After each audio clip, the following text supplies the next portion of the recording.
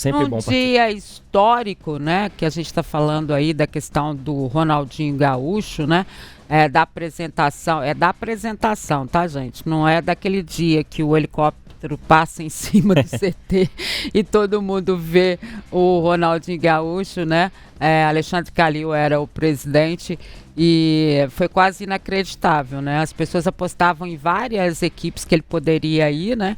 E, na verdade, ele aparece aqui no Atlético num processo que foi muito sigiloso, ninguém conseguiu ter o acesso a essa informação. Não vazou de jeito nenhum, não, né? Essa aí não mesmo. E Ronaldinho Gaúcho, com tudo que jogava na época, né, aparece no Atlético. 13 anos da chegada do Ronaldinho Gaúcho ao Galo, uma chegada que, como você mesmo disse, né, de ninguém imaginava, e hoje o Atlético comemora esses 13 anos, 13 é Galo, e o Ronaldinho foi mais Galo do que muitos, né, o Ronaldinho considerado um dos maiores ídolos do Atlético, com tantos gols como esse que você está vendo aí, de falta, driblando tanta gente, e principalmente conquistando a Libertadores de 2013, o principal título da história do clube, né, Edmar? É verdade. E, assim, Lélio, que jogo do Ronaldinho te marcou? Entre tantos, né? Nossa, demais. Muito, Aí você me apertou. Apertei mesmo, a ideia era mas essa, é claro tá? que, aquele golaço contra o Cruzeiro, em uma das últimas partidas do primeiro turno de 2012, é um gol marcante, né? Sim. Que é um gol muito bonito e muita gente duvidava da capacidade dele de fazer uma jogada individual, como ele fez naquele lance. Aí você pega o jogo contra o Figueirense, onde ele onde ele entra ali preocupado com a mãe doente, ou não era a mãe não, o padrasto dele havia falecido. O Atlético mete 6 no Figueirense com direito a golaço dele. E aí você vai para alguns jogos da Libertadores, mas o esplendor técnico do Ronaldinho, assim, que eu, por exemplo, vi e que se aproximou do que ele havia mostrado um dia no Barcelona, foi nas oitavas de final da Copa Libertadores contra o São Paulo. Aquele jogo ali, pra mim, pelo amor de Deus, ele fez os caras do São Paulo trombarem, um no outro, assim, na ponta esquerda. Foi um lance magnífico, sem contar as assistências e tudo aquilo que ele jogou. Pena que ele não quis mais, né? Porque poderia ter jogado durante um tempo maior. Mas é difícil você enumerar as grandes partidas que ele fez, porque foram muitas. E aquele Atlético e Fluminense também de 2012? Também. Você vai falando e vai lembrando. É difícil, viu, Dimara? É difícil. É difícil. E pra você, ô Daniel, você abre? No caso do jogo contra o São Paulo, ainda tem o lance do Rogério Ceni. Né? Aquele é marcante. Da água benta, né? Ali você vê a malandragem. Mas esse aí é o primeiro jogo. Da primeira fase. É o primeiro jogo da Libertadores. Esse é o outro jogo. E ainda na primeira fase tem aquela vitória de 5-2 contra o Arsenal. O Ronaldinho fez tudo e muito mais, né? Fez 2 gols, um deles um golaço de cavadinha, depois o pau cantou no Independência, a turma saiu de lá de madrugada, inclusive eu, né? Às 5 horas da manhã, mas foi uma trajetória espetacular do Ronaldinho. E engraçado, né? Uma trajetória espetacular que ninguém esperava, né? Porque ele estava lá no Flamengo da forma como estava. E eu me lembro que eu trabalhava em outro jornal e eu cheguei na redação na hora, a turma falou assim, que isso, o Atlético contratou o Ronaldinho Gaúcho. Eu falei, que isso, gente, vocês estão doidos? Ronaldinho Gaúcho, final de carreira aí, caindo os pedaços no Flamengo e tal. E o Calil depois surpreendeu todo mundo da forma como o Ronaldinho chegou e fez tudo que fez, né? Ele foi o maestro desse time e todo mundo jogou com ele. A gente falava na época, você imagina o Bernard que jogava videogame com o Ronaldinho Gaúcho como personagem dele, olhar pro lado, tá o cara lá do lado dele, falar, agora eu vou correr pra ele, né? Então aí foi Jô, foi Tardelli, foi o Bernard, foi o time todo, Vitor e tal. Foi uma trajetória, são tantos jogos aí que sinceramente é difícil até de enumerar um ou outro, né? Eu tava no ar nesse dia, na BH News, aí beleza. Aí chega o Cajuru, Jorge Cajuru, relógio quadrado de um lado e um sol raiando do outro, né? Olha aqui, só falar rapidinho, já tá no ar, eu e Piquitito. E o Bruno Garcês, o Atlético contratou o Ronaldinho Gaúcho, tá falando, ô Cajuru, pô, Segunda-feira a gente de ressaca, você vem falar um negócio desse, depois da pesquisa do Fantástico, ontem ninguém querendo, mas ele é do Atlético. Eu falei, bom, se vier eu já gostei, então tá bom. Aí acaba o programa, né, e todos os programmas que estavam no ar ali, TV Globo, Record com helicóptero sobrevoando a cidade do Galo. E depois era verdade mesmo. Ele estava no Atlético. E essa pesquisa, né? O Lélio lembrou bem. Uma pesquisa do UOL, na época, eu lembro disso. Dias antes, assim, você gostaria de ver o Ronaldinho Gaúcho no seu time, independentemente de qual time fosse. Sei lá, 90 e poucos % não. Era do Fantástico também. Também teve, né? No domingo teve anterior. Na TV. Até. Não, na TV Globo, um dia antes dele vir pro Atlético. Ninguém queria. Loucura, né? Ninguém queria. Aquele momento era uma loucura fazer isso, né? E deu no que deu, né? E se transformou na importância que ele teve, né?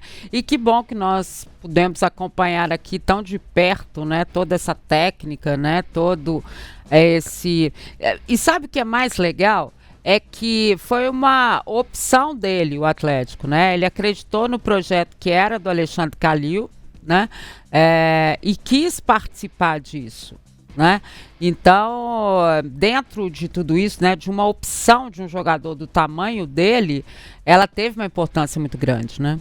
Demais, demais. E ele escolheu ficar no Atlético durante todo aquele período, né? Sim. Tem aquela famosa história, tem no nosso canal algumas entrevistas, inclusive, de alguns ex-jogadores contando, né?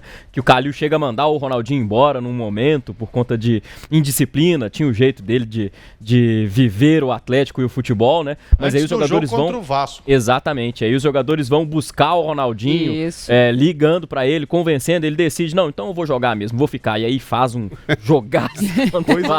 Lélio, coisa de década de 80, hein, Lélio? Era bem isso. Mandou o cara embora, vai lá, busca, pega no carro. Não, presidente, não é assim não. Não, peraí, vamos com calma. A gente precisa dele, né? Aos números, então, né, Lucas, do Ronaldinho. Dia que ele chega, né? 4 de junho de 2012, 85 jogos, 27 gols, 28 assistências. Venceu aí o Mineiro em 2013, junto com a Libertadores, e a Recopa Sul-Americana de 2014, Ronaldinho Gaúcho. É verdade, 2012 foi vice-campeão brasileiro, né? É porque aí o Atlético muda de patamar. Você considera isso, Lélio, que o Atlético muda de patamar? Com certeza. Você vinha com um clube que 4 anos antes ele poderia ter acabado. Exatamente. No ano do centenário dele, foi uma das maiores crises já vividas na história do Clube Atlético Mineiro. O Atlético ficou sem um presidente. Sim. Quando o Ziza acaba se retirando, muita pressão para cima dele, aí o clube ficou sem um comandante, foi quando o Calil assumiu às pressas, né? Houve uma tentativa até do Afonso Paulino assumir. Ele assumiu um tempo, né? Alguns dias, não me lembro direito.